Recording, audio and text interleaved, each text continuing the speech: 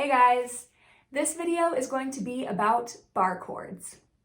I know that bar chords can be a touchy subject because they're difficult and they can be really frustrating, like almost to the point of just sucking all the fun out of trying to play our instrument. So my hope with this video is that I can share some ideas and some exercises that will help you build up strength in your fingers and your hands so that eventually you can incorporate bar chords into your practice. I think the most important thing to start with is just be patient with yourself and celebrate small victories. Bar chords are hard, so if it takes you months, weeks, don't get frustrated. I mean, you can get frustrated, but don't speak negatively to yourself. Don't think that there's something wrong with you. Learning new things takes time, and learning hard things takes a very long time. So be patient, do your best to come to practice with a positive attitude, be kind to yourself, keep your practice short, and celebrate every bit of growth along the way. Okay, so here are actual exercises. The first one that I would recommend focuses on one finger at a time, one note at a time. And there are more difficult variations of this that I've seen guitarists use, but we'll try to keep it simple here. So basically what we're gonna do is go pointer, middle, ring, pinky on the first fret, second fret, third fret, fourth fret of each string. So probably the first thing you'll notice is that this is going to stretch your hand as well. So we'll be stretching our hand, maybe getting comfortable with some different hand positions, which can be a good thing. We'll be building up accuracy and strength in our fingers. And there was one other thing I was going to say, but I don't quite recall. That's okay. So I'll start on the D string and go first fret, second fret, third fret, fourth fret, next string.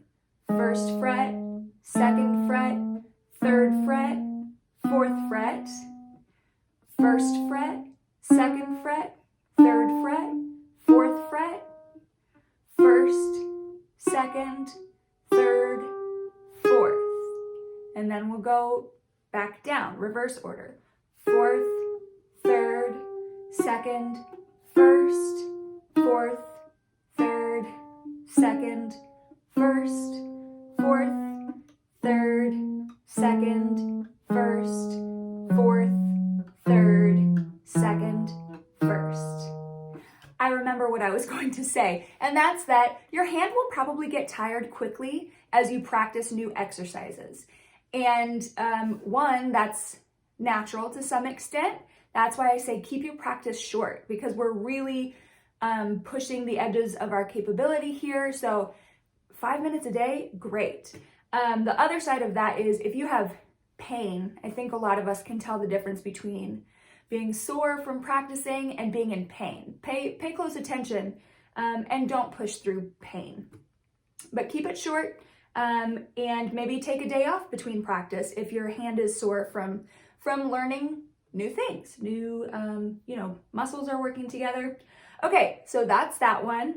It's also kind of working on accuracy. It's not easy to hit each fret correctly. The other thing with that one is if you can't have all four fingers down on these frets at the same time, if you have smaller hands, you can kind of rotate as you go to where you don't have to be making this spread the whole time. But if you can, that's probably a good goal to get to, being able to have all four down at one time. And honestly, like what I'm doing now, you don't have to have your right hand going. You can do this anytime, quietly, while you're watching TV, just stretch out those fingers. Okay, so the next exercise I would recommend will actually be barring. And so first of all, I would say the strings don't all have to ring out when you start doing this exercise. So what we'll do is pointer finger barring across the 5th fret. This is easy to me at this point. This is relatively easy to me because I've been doing this for years. So if this does not come easily to you. It's not supposed to. We'll just keep practicing it. Okay, so bar across the 5th fret, and I can already see instinctively my middle finger is going to go to brace my pointer finger when I bar. There are chord shapes where my middle finger is not available to back up my pointer finger, but every time my middle finger is unoccupied, it's bracing that bar. So for this exercise, feel free to do that. So I'm barring with my pointer finger, and I'm not laying it flat, like just fleshy finger across the fretboard. I'm kind of rotating it so the bony side of my finger is what's pressing down. And we don't want to be right on top of the fret. We want to be right behind it. So that's my barring finger, and then I'm going to back it up with the middle finger. We're going to start at the 5th fret because tension is highest here. This is going to be the most difficult spot to bar, which is why the F chord is really a nightmare for a lot of people. So we're going to start closer to the middle of the neck, and we'll bar and strum. Okay, all of the strings rang out, that's good. That may not happen the first few days that you practice this, and that's fine.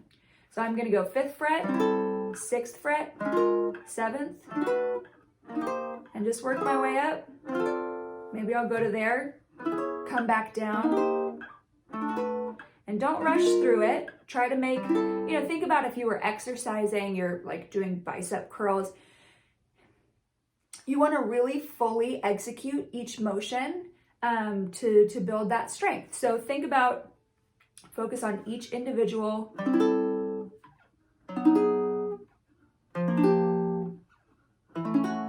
And then as we get down here, it's going to be harder, but we'll come back up. And some days you may find that that is your limit as far as like your hand being tired. That's fine. One round of that, that's good practice for a day. And then hopefully you have the bandwidth to play through a song that you enjoy, just to bring the fun back into your practice. So another exercise that you can do is to use a movable chord shape that is not technically a bar chord, because, so a bar chord, I guess I should have said this at the beginning. A bar chord is when we're using one finger to hold down more than one string. So that could look like an F chord, where my pointer is holding down 2 strings. It could look like this C chord, where I'm actually barring all the way across. And even though my pinky is up here, I really have to be exerting pressure across the entire width of the neck here. It could be that. It could be like this F major 7, where my pointer doesn't have to bar, but that's kind of how I do it. So here my ring finger is barring and my pointer finger is barring. In this G minor 7, my middle finger is barring across those 2 strings. So that's what we're talking about. A bar chord is one where one finger is pressing down on more than one string. Well, there are a lot of chord shapes that are very challenging in their own right, but don't actually require one finger to hold down more than one string. Did that sentence even make sense? By practicing these chords, we can definitely stretch the limits of our finger strength, and hopefully build on that strength so that we can get strong enough to be comfortable with bar chords. So the first one I might try, and again, we're going to practice kind of based at the 5th fret, because I feel like the tension up here is a little friendlier. So this shape is going to be a G7 or G dominant 7 chord. So I'll have pointer finger on the 5th fret, ring finger on the 7th fret of the G string, middle finger on the 6th fret of the B string, and pinky on the 7th fret of the E string. So that's 5th fret of the D string, 7th fret of the G string, 6th fret of the B string, 7th fret of the E string. That's a G7. Again, when you're practicing this for the first time, maybe not all the strings ring out. That's okay. We're practicing and we're building towards something.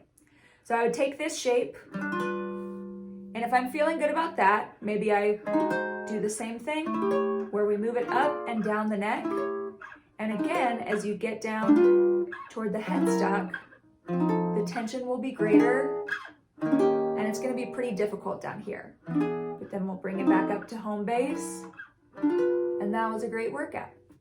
Another shape that is like this is up here at the 5th fret, it would be an E7, another dominant chord. So my middle finger is on the 6th fret of the D string, ring finger is on the 7th fret of the G string, pointer is on the 5th fret of the B string, and pinky is on the 7th fret of the E string. Okay, so that's an E7 chord. Very challenging, but it's not really a bar chord because each finger is only pressing down on one string. So once I'm comfortable with the E7, then I'll try this exercise of moving it up and down the neck. Till I get down here, that's going to be the hardest one. Bring it back up.